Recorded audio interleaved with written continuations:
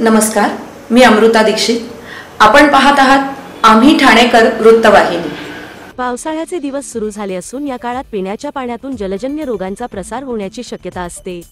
त्यामुळे नागरिकांनी आरोग्याच्या दृष्टीने दक्षतेचा उपाय म्हणून पिण्याचे पाणी गाळून आणि उकळून प्यावे, असे आवाहन ठाणे महापालिकेने केले आहे.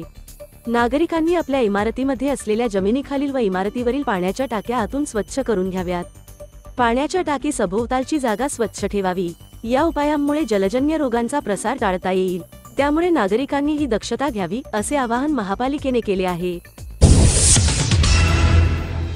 दिव्यात नालेसफाईची कामे पूर्ण क्षमतेने झालेली नाहीत. जर या पावसाळ्यात नालेसफाई पूर्ण क्षमतेने न झाल्यामुळे नागरिकांच्या बैठ्या घरांमध्ये पाणी शिरल्यास किंवा दुर्घटना घडल्यास दिवा प्रभाग समितीचे सहाय्यक आयुक्त यांना जबाबदार धरून निलंबित करावे, अशी मागणी ठाकरेंच्या शिवसेनेचे दिवा शहर संघटक रोहिदास मुंडे यांनी केली आहे.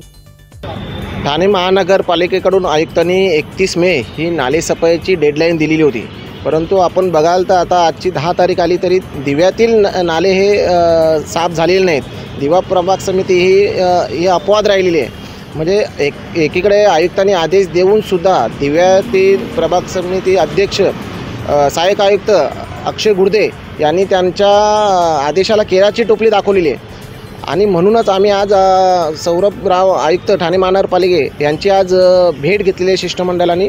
आणि त्यांना एक निवेदन दिले आहे की याला सर्वस्व जबाबदार हा दिवा प्रभाग समिती सहाय्यक आयुक्त अक्षय गुडदे आहेत आणि यांच्यावरती तात्काळ निलंबनाची कारवाई व्हावी. कारण दिव्यातील नाले हे कोणत्याच वर्षी साफ होत नाही. लाखो रुपयाची निधी ठाणे महापालिकेकडून दिली जाते, परंतु तेथे हातसफाईच होते.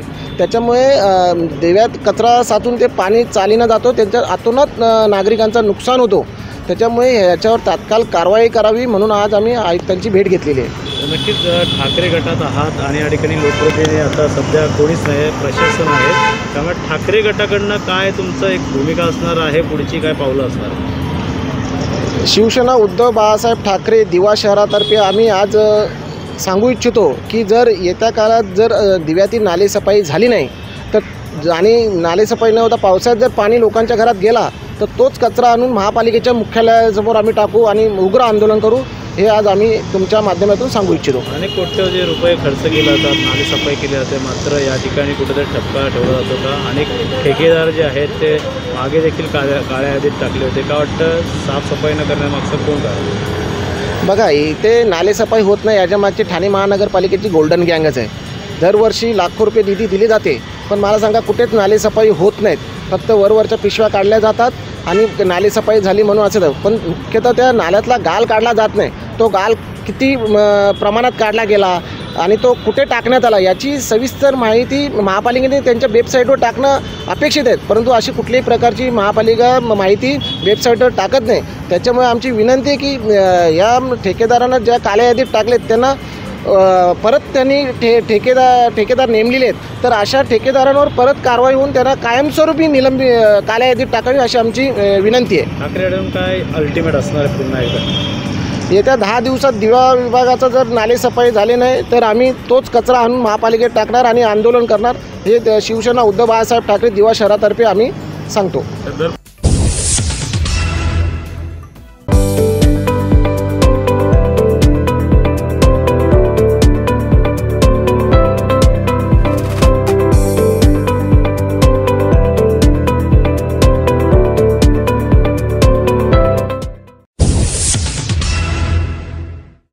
सर्व नागरिकांना आवाहन करण्यात येत आहे की सध्या डासांमार्फत पसरणाऱ्या डेंग्यू या आजाराचा प्रसार रोखण्यासाठी प्रत्येकाने पुढील प्रमाणे कार्यवाही करावी. डेंग्यू आजार एडिस इजिप्ती हा डास चावल्याने होतो. या डासांची पैदास साचलेल्या किंवा साचवलेल्या स्वच्छ पाण्यामध्ये होते. 8 दिवसांपेक्षा जास्त दिवस पाणी उघडे व साचून राहिल्यास त्यात डास अंडी घालतात. अंड्यांच्या अळ्या तयार होऊन पुढे डास तयार होतात. यासाठी आपल्या घरातील पाणी साठे, उदाहरणार्थ बॅरल्स, पिंपे, टाक्या, हौद, रांजणे इत्यादी दर आठवड्याला रिकामे करून घासून पुसून कोरडे करून पुन्हा भरावे. 1 दिवस कोरडा दिवस म्हणून पाळावा. पाणी साठ्यांना घट्ट झाकणे बसवावीत किंवा जुनी साडी, चादर, धोतर यांनी बांधून झाकून ठेवावीत, म्हणजे डास त्यात जाऊन अंडी घालणार नाहीत. घराच्या गच्चीवर आजूबाजूला अंगणात कोठेही पाणी साचू देऊ नये. भंगार सामान उघड्यावर टाकू नये. उदाहरणार्थ टायर्स, प्लास्टिक सामान, कुंड्या, टाकाऊ वस्तू इत्यादी. अशा सामानात पावसाचे पाणी साठून त्यात डेंग्यूच्या डासांची पैदास होते. घरातील कूलर्स, फ्रीजच्या पाठीमागील ट्रे हे देखील वेळोवेळी कोरडे करावेत. लक्षात ठेवा, नुसत्या फवारणीने डास घनता कमी होत नाही, तर त्यासाठी डास पैदास ठिकाणे नष्ट करणे ही आपल्या सर्वांची जबाबदारी आहे. कोणताही ताप अंगावर न काढता जवळच्या शासकीय रुग्णालयात मोफत औषधोपचार घ्या. अशा प्रकारे नागरिकांनी सहकार्य केल्यास डेंग्यूचा प्रसार रोखणे सहज शक्य आहे.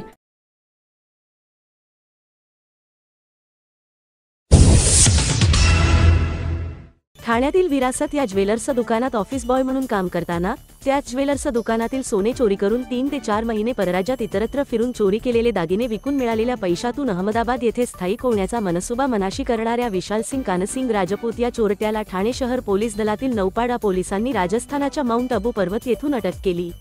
याच दरम्यान वेषांतर करून त्याच्या मुसक्या आवळत त्याच्याकडून चोरीस गेलेल्या सोन्याचे दागिन्यापैकी सुमारे 1,26,00,000 रुपये किंमतीचे 1745 ग्रॅम सोन्याचे दागिने जप्त केले. तसेच त्याला येत्या जून 12 पर्यंत पोलीस कोठडी मिळाल्याची माहिती पोलिसांनी दिली. दिनांक 11 मे 2024 रोजी विरासत ज्वेलर्सचे जे मालक आहेत यशवंत पुनमिया यांनी फिर्याद दिली की त्यांच्या दुकानामध्ये ऑफिस बॉय आणि सेल्समन म्हणून विशालसिंग राजपूत म्हणून जो कामगार कामाला होता, त्यांनी त्यांच्या दुकानातून विश्वासघात करून जवळपास 1807 ग्रॅम वजनाचे दागिने, ज्याची किंमत साधारणतः 1,30,00,000 रुपये आहे, ते चोरी केलेले आहेत. तर या संदर्भात आपण नौपाडा पोलीस स्टेशन येथे गुन्हा रजिस्टर क्रमांक 641/2024 हा गुन्हा दाखल करण्यात आलेला आहे. आणि त्या गुन्ह्याचा तपास नौपाडा पोलीस स्टेशनचे गुन्हे प्रगटीकरणाचे अधिकारी जे आहेत ते सपोनी मंगेश भांगे यांनी सदरचा गुन्ह्याचा तपास केलेला आहे. तर सदर गुन्ह्याचा तपास करत असताना आरोपीची माहिती जेव्हा आम्ही काढली तर असं लक्षात आलं की आरोपीवरती पूर्वी देखील LT मार्ग पोलीस स्टेशन येथे एक चोरीचा गुन्हा दाखल आहे. आणि आरोपीचा शोध घेत असताना आम्ही जवळपास ठाणे शहरातील 100हून अधिक CCTV फुटेज तपासले. तर CCTV फुटेजमध्ये असं निदर्शनास आलं की आरोपी हा जवळपास ठाणेपासून त्यांनी वसईपर्यंत प्रवास केलेला आहे आणि जवळपास त्यांनी 8 ते 10 रिक्षा बदलल्या आहेत. तसेच त्यांनी राज्याबाहेरही प्रवास केलेला आहे. तर गुजरात आणि राजस्थान इथे देखील त्याने गेल्याचा निदर्शनास आलेला आहे. तर गुन्ह्याचा तपास करत असताना सपोनी भांगे जे आहेत त्यांना अशी माहिती मिळाली की आरोपी जो आहे तो माउंट अबू परिसरात लपून बसलेला आहे. तर त्या अनुषंगाने आम्ही माउंट अबू परिसरात त्यांनी आरोपीचा शोध घेतला आणि आरोपी जो आहे तो माउंट अबू परिसरातील जंगलामध्ये वेषांतर करून राहत होता. दिवसा तो वेषांतर करून राहत असे जंगलामध्ये आणि रात्री तो बसने प्रवास करत असे. आरोपीची विशेष मोडस अशी होती की त्याने लॉजवर कधी तो राहिलेला नाही किंवा त्याचा मोबाईल त्यांनी वापरलेला नाही. त्याने त्याचा मोबाईल जो आहे तो त्याने मुंबईमधूनच एका चालत्या ट्रकमध्ये त्याने ठेवला होता, जेणेकरून पोलिसांना त्याचं वेगळं लोकेशन मिळेल. परंतु अत्यंत शिताफीने आमची तपासाची टीम जी आहे मंगेश भांगे आणि त्यांची टीम यांनी अत्यंत शिताफीने त्याला माउंट अबू परिसरातून ताब्यात घेतलेला आहे. आणि त्यांनी चोरी केलेल्या मालापैकी जवळपास 95% मुद्देमाल 1745 ग्रॅम मुद्देमाल जो आहे 1,26,00,000 तो हस्तगत करण्यात आलेला आहे. त्याला 7 जून रोजी अटक करण्यात आलं होतं आणि 12 जूनपर्यंत पोलीस कोठडी आहे. आरोपीवरती एक पूर्वीचा 2016चा LT मार्ग पोलीस स्टेशन येथे चोरीचा गुन्हा दाखल आहे. नाही, सदरचा गुन्हा त्यांनी एकट्यानेच केलेला आहे. असे जे कामगार या ठिकाणी कामाला ठेवतात त्याबद्दल ज्वेलर्स असोसिएशनला काय आव्हान करायचं? ज्वेलर्स असोसिएशनला माझं हे आव्हान आहे की त्यांनी कोणतेही कामगार कामावर ठेवताना कृपया तरी पार्श्वभूमी तपासावी, जेणेकरून अशा घटना टाळता येतील. मागे देखील आपल्या अशाच प्रकारची जबाबदारी घेतली पाहिजे. मालकांनी मी असं त्यांना आवाहन करेन की पोलीस व्हेरिफिकेशन करावं, त्यांच्याकडे जे कामगार आहेत त्यांचे काही गुन्हेगारी रेकॉर्ड वगैरे पूर्वीचं आहे का, त्यांनी असे काय प्रकार केलेत का, जेणेकरून ज्या अशा होणाऱ्या घटना असतील त्या टाळता येतील. आरोपी शिक्षण काय होतं? आरोपी हा 10वी शिक्षण झालेलं आहे त्याचं.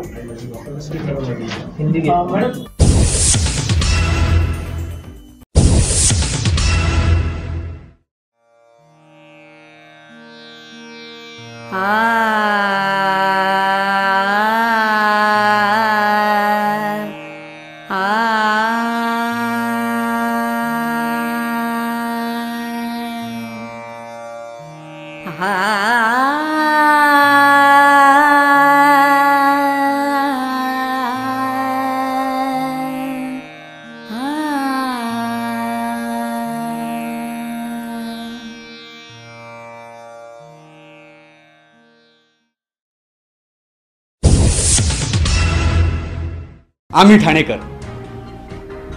आम्ही ठाणेकर. आम्ही ठाणेकर. आम्ही ठाणेकर. होय, ठाण्याचा मला अभिमान आहे आणि होय आम्ही ठाणेकर.